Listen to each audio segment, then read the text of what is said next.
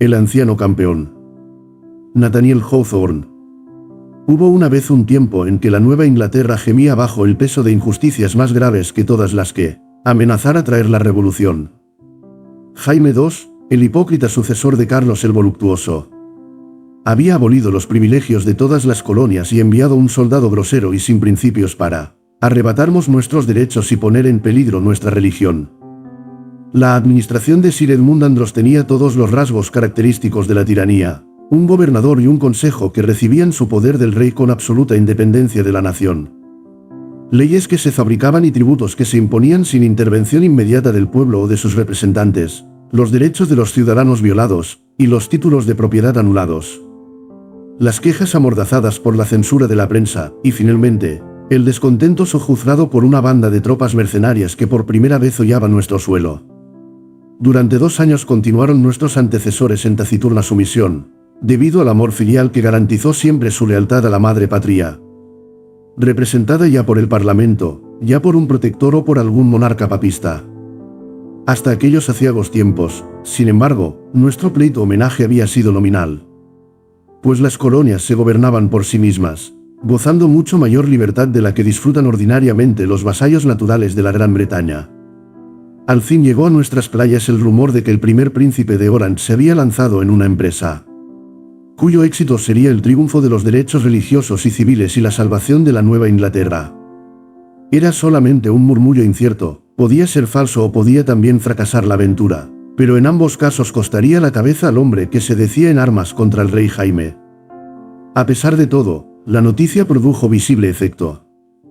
La gente sonreía misteriosamente en las calles y lanzaba atrevidas miradas a sus opresores, en tanto que se dejaba sentir a lo lejos una sorda y contenida agitación, como si a la más ligera señal estuviera pronto a levantarse todo el pueblo de su indolente abatimiento.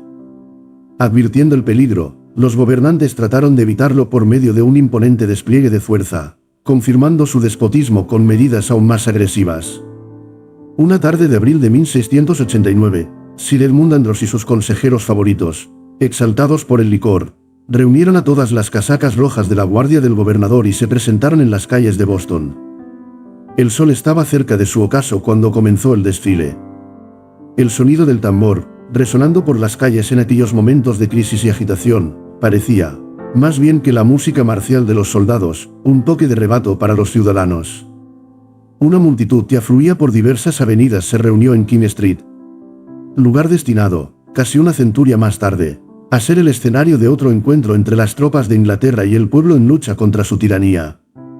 Aun cuando habían transcurrido más de 60 años desde el arribo de los primeros peregrinos, esta multitud formada por sus descendientes mostraba todavía los rasgos enérgicos y sombríos de su carácter, más notables quizá en esta ruda emergencia que en ocasiones más felices. Notábase el rostro grave, el porte generalmente severo, la expresión firme aunque melancólica, la bíblica forma de locución y la confianza en las bendiciones del cielo por la justicia de su causa, que distinguía a cualquier grupo de los primitivos puritanos cuando se veían amenazados de algún peligro en su aislamiento. En realidad, no era tiempo aún de que se extinguiera el antiguo espíritu, pues que se encontraban aquel día en la calle muchos hombres de aquellos que adoraban en los bosques al Dios por quien sufrían el destierro, mientras no pudieron erigir un edificio apropiado para rendirle culto. Había también viejos soldados del Parlamento que sonreían espantosamente al pensamiento de que sus antiguas armas fueran aún hábiles para descargar otro golpe a la casa de los Estuardos. Figuraban asimismo veteranos de la guerra del rey Felipe, de aquellos que quemaban ciudades y asesinaban jóvenes y viejos con ferocidad religiosa mientras las piadosas almas del lugar les ayudaban con sus plegarias. Varios ministros veíanse esparcidos entre la muchedumbre, que les miraba, a diferencia de otras agrupaciones, con tanta reverencia que parecía que sus vestiduras debieran encarnar la santidad. Estos santos varones ejercían su influencia para tranquilizar al pueblo, pero sin tratar de dispersarlo. Al mismo tiempo era motivo de comentarios diversos y curiosidad general el objeto del gobernador al turbar la paz de la ciudad en tales momentos, en que la más ligera conmoción podía provocar un estallido en todo el país. «Satanás dará ahora su golpe maestro», exclamaban algunos, «porque él sabe que el tiempo es corto. Todos nuestros piadosos pastores serán llevados a prisión. Habremos de verles en las hogueras de Smithfield, de King Street, A esto, los feligreses de cada parroquia se reunían apretadamente en torno de su ministro, que miraba tranquilamente lo alto y asumía mayor dignidad apostólica. Como candidato dispuesto a recibir el honor más alto de su carrera, la corona del martirio. Esperábase verdaderamente en aquel momento que la Nueva Inglaterra tuviera su propio John Rollers para reemplazar a este varón ilustre en el martirologio. El Papa ha ordenado una nueva San Bartolomé. Gritaban otros. Nos asesinarán a todos, a los hombres y a los niños. Aun este rumor tenía sus adherentes, aunque la clase más prudente juzgaba el objeto del gobernador algo menos atroz. Sabíase que Bradstreet, su predecesor bajo la antigua constitución y compañero venerable de los primeros colonos, se hallaba en la ciudad. Había allí terreno para conjeturar que Sir Edmund Andros intentaba producir el terror por un despliegue de fuerza militar, y dominar a la facción enemiga apoderándose de su jefe. Firme con los antiguos privilegios, gobernador. Rugía la multitud, apoderándose de la idea, buen gobernador, anciano Bradstreet. Cuando más fuerte se alzaba este grito, sorprendióse el pueblo a la aparición de la figura bien conocida del propio gobernador Bradstreet. Un patriarca de cerca de 90 años, que se destacó en lo alto de las gradas de una puerta, y con su suavidad característica exhortó a la multitud para que se sometiera a la autoridad constituida. Hijos míos, concluyó el venerable personaje, no hagáis nada inconsideradamente. No gritéis tan alto, sino rogad por el bienestar de la Nueva Inglaterra y aguardad con paciencia que el Señor sea servido de hacer algo por nosotros. Los acontecimientos debían decidirse pronto, de otro lado. Durante todo este tiempo el redoble del tambor se aproximaba por cornil más fuerte y más profundo. Hasta que, repercutiendo de casa en casa, estalló en la misma calle acompañado del eco regular de la marcha de los militares. Apareció una doble fila de soldados ocupando todo el ancho de la vía, con el mosquete al hombro y mechas encendidas, formando una línea de fuego en la oscuridad. Su marcha firme semejaba el progreso de una máquina arrollando con irresistible empuje todo lo que se encontrara en su camino. Enseguida, avanzando lentamente, con un ruido confuso de cascos en el pavimento, venía una partida de jinetes entre los que se destacaba la figura central de Sir Edmund Andros, el más anciano de ellos, pero erguido y de aspecto marcial. Rodeábanle sus consejeros favoritos, los enemigos más acérrimos de la Nueva Inglaterra. A su derecha montaba Edward Randolph, nuestro principal adversario, aquel mezquino demoledor, como le llama Cotton Mather, que llevó a cabo la ruina de nuestra antigua administración, mereciendo el anatema que le persiguió obstinadamente durante su vida y más allá de la tumba.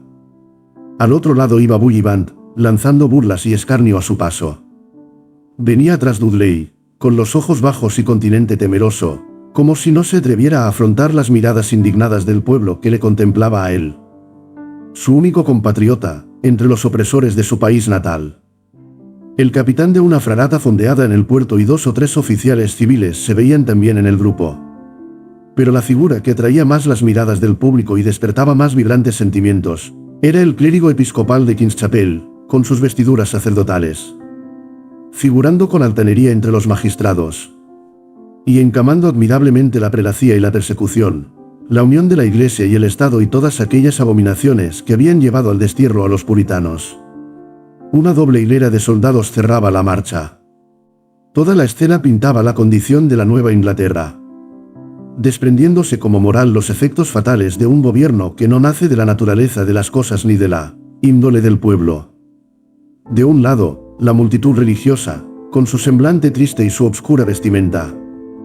Y del otro, el grupo de gobernantes despóticos, ostentando acá y allá algún crucifijo sobre el pecho, con el alto personaje eclesiástico al centro, magníficamente ataviados, encendidos por el licor, orgullosos de su autoridad injusta y burlándose del murmullo universal.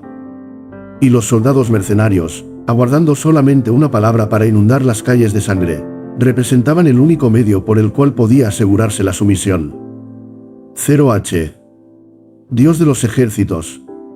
Clamó una voz entre la multitud, envía un salvador a tu pueblo.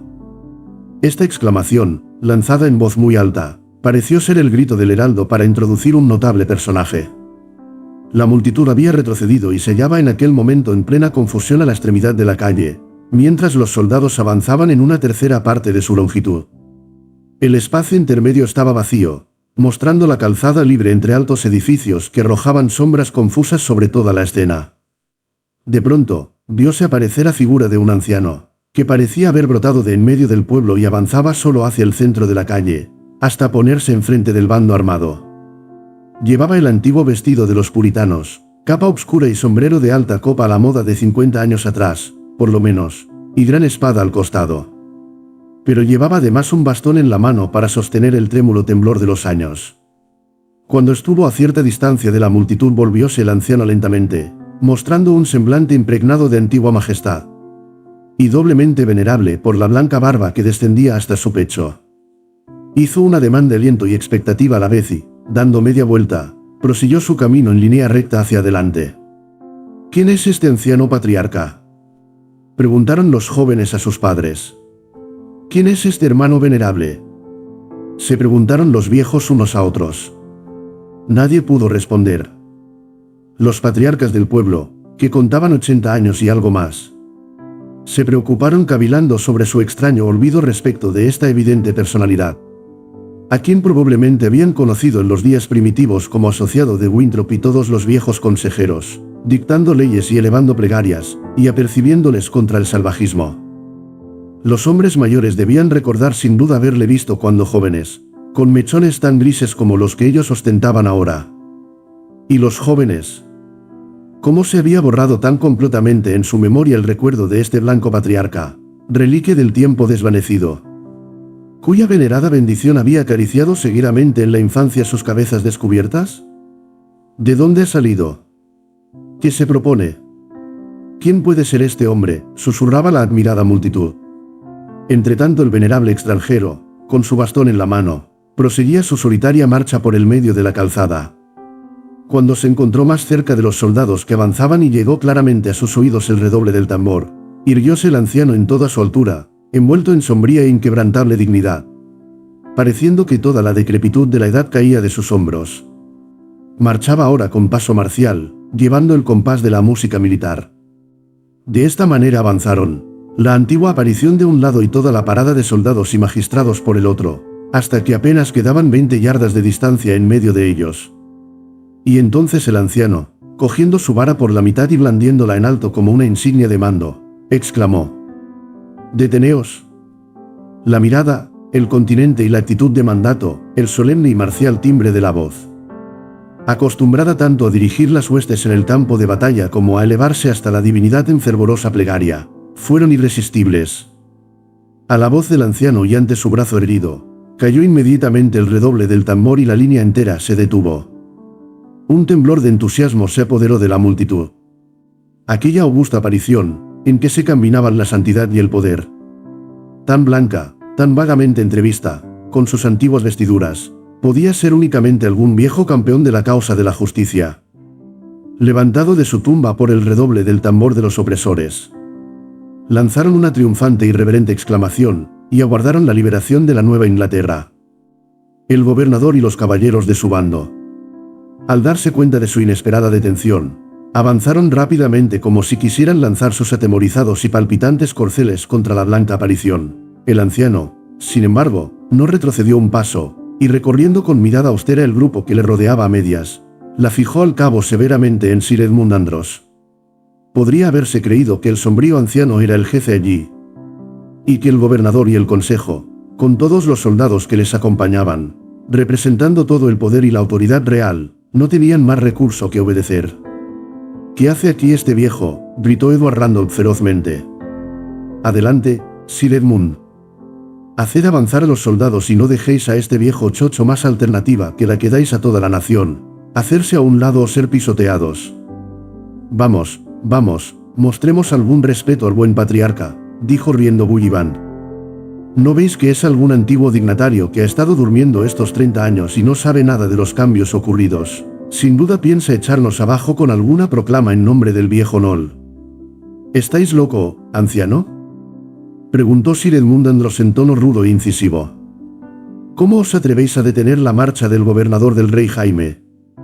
«Habría detenido en estos momentos aún la marcha del mismo rey», replicó el respetable personaje con severa compostura.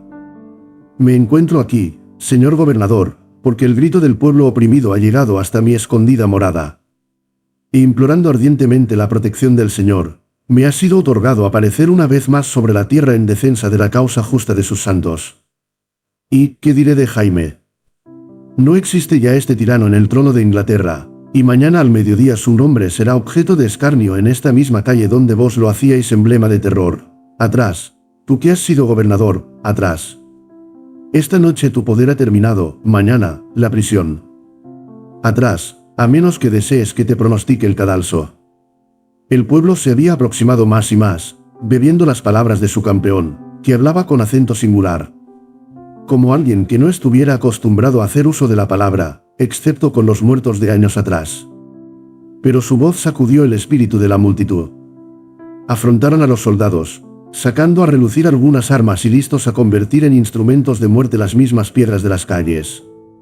Sir Edmund Andros miró al anciano, recorrió luego la multitud con ojos duros y crueles, encontrando por todas partes aquella ira sombría tan difícil de ablandar o quebrantar. Y otra vez fijó su mirada en la figura del anciano, obscuramente delineada en el espacio libre, donde ni amigos ni enemigos se habían atrevido a penetrar. Cualesquiera que fuesen sus pensamientos, no pronunció una sola palabra que pudiera descubrirlos. Mas, sea que estuviese dominado por la mirada del blanco adalid, sea que adivinara el peligro en la actitud amenazadora del pueblo. Lo cierto es que retrocedió ordenando a sus soldados una retirada lenta y a la defensiva. Antes de que se pusiera el nuevo sol, el gobernador y todos los generales que tan orgullosamente montaban a su lado estaban prisioneros. Y tan pronto como se supo que Jaime había abdicado, Guillermo fue proclamado rey en toda la Nueva Inglaterra. ¿Mas dónde estaba el anciano campeón? Algunos dijeron que mientras se retiraban las tropas de King Street y el pueblo se amotinaba tumultuosamente en su seguimiento. Viose a Bradstreet, el viejo gobernador, abrazar a una figura que aparentaba ser aún de mucha más edad que él. Otros afirmaban muy seriamente que, en tanto que se maravillaban del aspecto imponente del anciano, habíase este desvanecido ante sus ojos, fundiéndose suavemente entre las sombras del crepúsculo hasta que quedó solamente el espacio vacío. Pero todos convenían en que la blanca figura había desaparecido. Los hombres de aquella época guardaron mucho tiempo su reaparición, tanto a la luz del día como en las horas del crepúsculo. Pero jamás volvieron a verle, ni supieron cuándo se celebraron sus exequias, ni dónde se encontraba su piedra tumularia. ¿Quién fue el anciano campeón? Quizá podría descubrirse su nombre en los anales de aquel tribunal que dictó una sentencia, demasiado excelsa para el tiempo, pero gloriosa en la eternidad por su lección humillante para los monarcas, y altamente ejemplarizadora para los vasallos. He oído decir que dondequiera que los puritanos necesitan mostrar el espíritu de sus ascendientes, aparece de nuevo el anciano. Transcurridos 80 años, se presentó otra vez en King Street. 5 años después, en la aurora de cierta mañana de abril, apareció en la pradera frente a la capilla de los cuáqueros en Lexington, donde se levanta ahora el obelisco de granito con una lápida conmemorativa de la primera caída de la Revolución, y cuando nuestros padres preparaban el parapeto de Bunker Hill, el viejo guerrero estuvo rondando toda la noche en los alrededores. Mucho tiempo puede transcurrir antes de que se presente otra vez. Su hora es la hora de obscuridad, de adversidad y de peligro. Mas, si la tiranía nacional nos oprimiera alguna vez o el paso de los invasores violara nuestro suelo, volvería de nuevo el anciano campeón, porque encarna el espíritu genuino de la Nueva Inglaterra. Y su aparición simbólica en la hora del peligro representará siempre la promesa de que los hijos de la Nueva Inglaterra sabrán corresponder a su alcurnia.